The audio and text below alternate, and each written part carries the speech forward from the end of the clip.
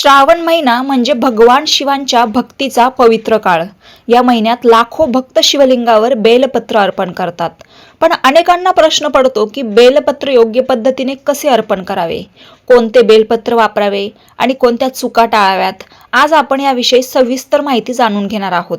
त्यामुळे व्हिडिओ शेवटपर्यंत नक्की बघा. व्हिडिओ छोटा आहे परंतु खूप माहितीपूर्ण आहे. आणि चॅनलवर नवीन असाल तर चॅनललाही सबस्क्राईब करून ठेवा, जेणेकरून तुमच्यापर्यंत असेच धार्मिक, आध्यात्मिक, वारकरी सांप्रदायिक रिलेटेड व्हिडिओज वेळोवेळी येत जातील.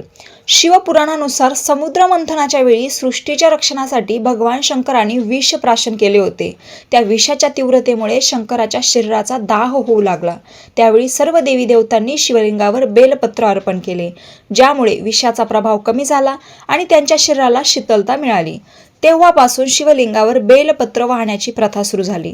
अजूनही खूप साऱ्या कथा आहेत, त्या मी नक्की दुसऱ्या व्हिडिओमध्ये अपलोड करण्याचा प्रयत्न करेल. ही मी शॉर्टमध्ये बेलपत्र कसे अर्पण करावे या रिलेटेड जेवढी माहिती आहे तेवढी मी शेअर करते. बेलपत्राची 3 दले भगवान शिवांच्या त्रिनेत्राचे किंवा त्रिमूर्तीचे प्रतीक मानले जाते. आता सर्वात पहिला आणि महत्त्वाचा प्रश्न म्हणजे बेलपत्र कसे निवडावे. शक्यतो 3 दलाचे अखंड बेलपत्र निवडावे. पाने हिरवी, ताजी आणि स्वच्छ असावीत.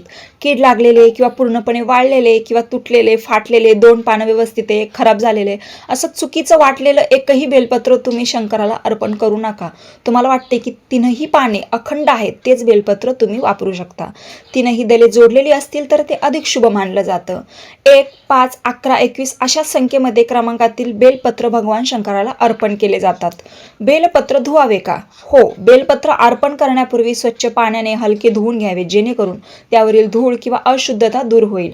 जर तुमच्याकडे बेलपत्र नसेल, समजा तुम्ही मंदिरात गेले अचानक आणि तुमच्याकडे बेलपत्रच नाहीये, तर तुम्ही शिवलिंगावर दुसरं कोणी अर्पण केलेलं बेलपत्र धुवून पुन्हा तुम्ही अर्पण करू शकता. याला शास्त्र पद्धत मान्यता देतं. बेलपत्र कोणत्या बाजूने अर्पण करावे? 2 बाजू असतात, एक तर बेलाच्या पानांची बाजू आणि दुसरी म्हणजे देठाची बाजू. याबाबत वेगवेगळ्या परंपरा आहेत, पण शक्यतो एकच परंपरा जास्त प्रसिद्ध आहे, ती म्हणजे गुळगुळीत बाजू वर ठेवून, खालची जी मऊ बाजू असते ती वर शिवलिंगाला टेकवून आपल्या बाजूला देठ करणे, अशा प्रकारे आपण हे बेलपत्र अर्पण केलं पाहिजे. याचा लाईव्ह व्हिडिओ पण मी तुम्हाला दाखवण्याचा प्रयत्न करेल की कसं अर्पण केलं पाहिजे. पण शक्यतो सर्वांना माहीतच आहे की गुळगुळीत बाजू चिकटवून मागे देठ आपल्या साईडला ठेवायचं आहे. त्यामुळे आपल्या घरातील किंवा स्थानिक मंदिरातील परंपरेनुसारच अर्पण करणे योग्य मानले जाते. शिवलिंगाला बेलपत्र अर्पण करताना ते अनामिका आणि करंगळीच्या शेजारील बोट, म्हणजे जे देवाला गंध लावतो आपण, ते बोट आणि अंगठा ह्या दोन्ही बोटांनी धरून आणि मग व्हावे. बेलपत्र अर्पण केल्यानंतर शिवलिंगावर पाण्याचा अभिषेक नक्की करावा. बेलपत्र अर्पण करताना कोणता मंत्र म्हणावा? सर्वांना माहीतच आहे, पण तरी तुम्ही श्रद्धेने भगवान शंकराचं स्मरण करून ओम नमः शिवाय हा मंत्र म्हणू शकता. किंवा कोणाला जर हा दुसरा मंत्र माहीत असेल, त्रिदलम त्रिगुणाकारम त्रिनेत्रम शत्रयायुधम त्रिजन्म पापसंहारम एकबिल्वम शिवार्पणम, याचा तुम्ही व्यवस्थित उच्चार यूट्यूबला चेक करू शकता. मला जर उच्चार जमला नसेल तर त्याबद्दल मी क्षमस्व आहे, परंतु हा मंत्र मी तुम्हाला दिलेला आहे, त्याचा तुम्ही स्क्रीनशॉट मारून ठेवू शकता. पण शक्यतो ओम नमः शिवाय हाच मंत्र सोपा आणि आपल्यासाठी योग्य आहे. बेलपत्र अर्पण करताना ह्या चुका टाळा. आपल्याला माहिती तर सर्व असते, परंतु अशाही काही गोष्टी असतात ज्या नकळतून आपल्या हातून घडत असतात. त्यामुळे ह्या गोष्टी लक्षात ठेवा. कीड लागलेले किंवा पूर्णपणे वाळलेले बेलपत्र अजिबात अर्पण करू नका. बेलपत्र श्रद्धेशिवाय किंवा घाईघाईने अर्पण करू नका. तुम्ही कुठे कामावर चालले, तुमच्याकडे बेलपत्र आहे, तुम्ही जाऊन वाहताय गर्दीमुळे आणि पटकन निघून येता, असं अजिबात करू नका. तुमच्या मनात श्रद्धा पाहिजे, भगवंताचं मनोमन तुम्ही सतत स्मरण केलं पाहिजे, ओम नमः शिवायचा जप केला पाहिजे, आणि तेव्हा कुठे जाऊन ते बेलपत्र तुम्हाला अर्पण करायचं आहे. शिवलिंगावर अर्पण करताना ते स्वच्छ असावे. तुटलेल्या किंवा अपूर्ण पानांबाबत विविध परंपरा आहेत, त्यामुळे आपल्या घरच्या परंपरेचे पालन करा. चतुर्थी, अष्टमी, नवमी, चतुर्दशी, अमावस्या, संक्रांत आणि सोमवार हे दिवस लक्षात ठेवा. ह्या दिवशी चुकूनही बेलपत्र तोडू नये.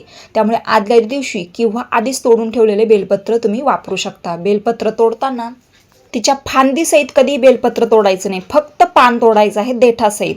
तुम्हाला अजिबात त्या फांदीला स्पर्शही करायचा नाहीये. बेलपत्र अर्पण करण्याची योग्य वेळ ब्रह्ममुहूर्त किंवा सकाळची वेळ सर्वसाधारणपणे शुभ मानली जाते. श्रावणातील प्रत्येक सोमवारी बेलपत्र अर्पण करण्याला विशेष महत्त्व दिले जाते.